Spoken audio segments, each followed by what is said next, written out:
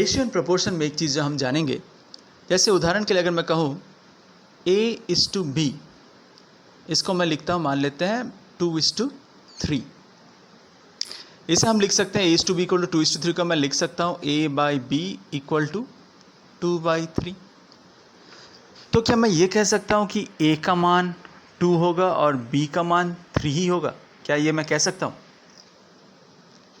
ध्यान से देखो, A/B को इक्वल 2:3 मैं लिख सकता हूँ, ठीक है, जो कि सवाल में दिया ही हुआ था। जैसे A/B को मैं 2/3 लिख सकता हूँ।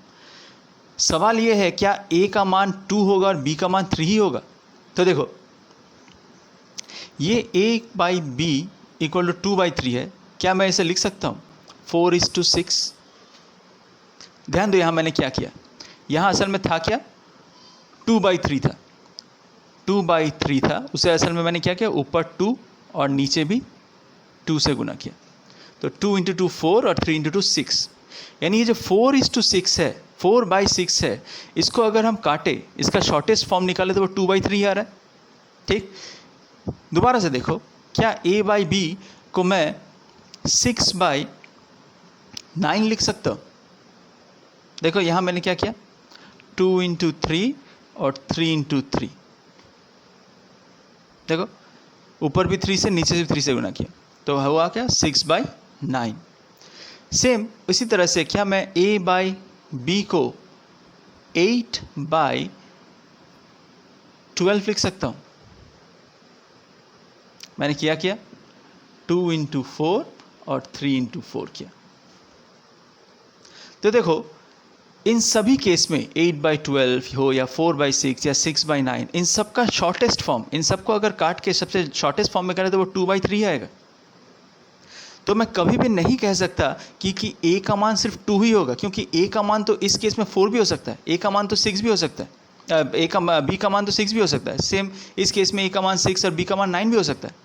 ठीक, क्योंकि 6/9 का मतलब हो या 4/6 का मतलब हो, सब का शॉर्टेस्ट फॉर्म 2/3 है। यानी असल में A एंड B का रूप चेंज हो रहा है, सिर्फ इसका देखने का रूप जो है, इसका फॉर्मेशन अलग हो रहा है, लेकिन असल में इसका शॉर्टेस्ट फॉर्म में 2/3 ही है। क्लियर?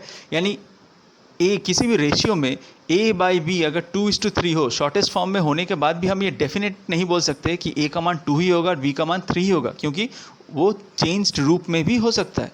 क्लियर?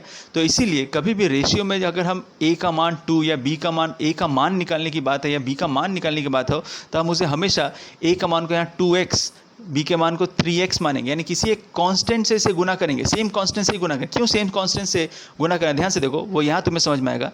तो क्या हमने 2 और 2 दोनों को 2 से गुना किया, दोनों को ऊपर नीचे 3 से गुना किया, दोनों को ऊपर नीचे 4 से गुना किया। देखो सेम कांस्टेंट से ही ऊपर नीचे गुना कर रहे हैं, तभी जाके उसका मान जो है वो सेम ही रह रहा है। अगर मैं A/B 2/3 जो था, उसे ऊपर मैं 2 और नीचे 3 से गुना करता, तो वो आता क्या, 4/9। और 4/9 is not equal to 2/3। Clear?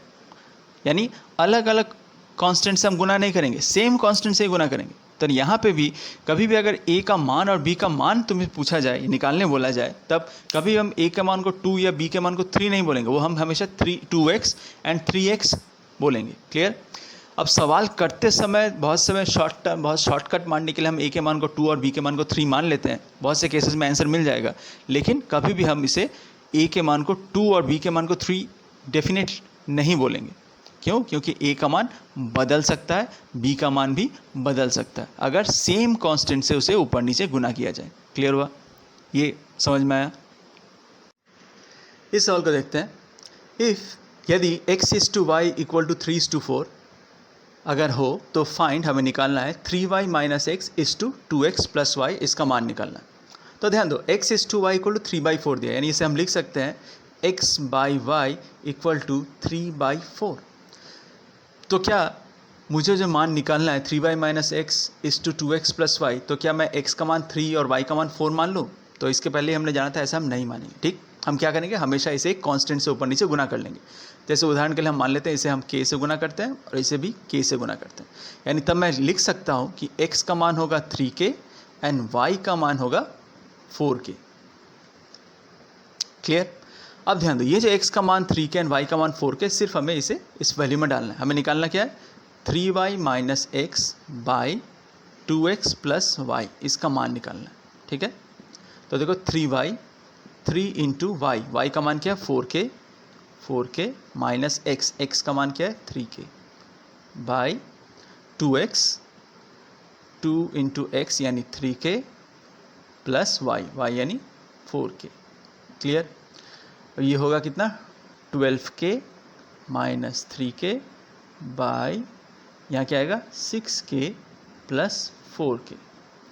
अब देखो ऊपर कुछ कॉमन है कि नहीं, ऊपर 3k कॉमन, 3k कॉमन है, तो अगर 3k बाहर निकालेंगे तो अंदर रह जाएगा क्या 4 माइनस 1, और नीचे कुछ कॉमन है, नीचे भी कॉमन है 2k, 2k अगर बाहर निकालेंगे तो अंदर रह जाएगा 3 प्लस 2। क्लियर, ठीक है। अब ध्यान दो, k कट गया, बच क्या गया 3 इंटू 4 माइनस 1 यानी 3, और यहाँ 2 है इंटू 3 प्लस 2 यानी 5।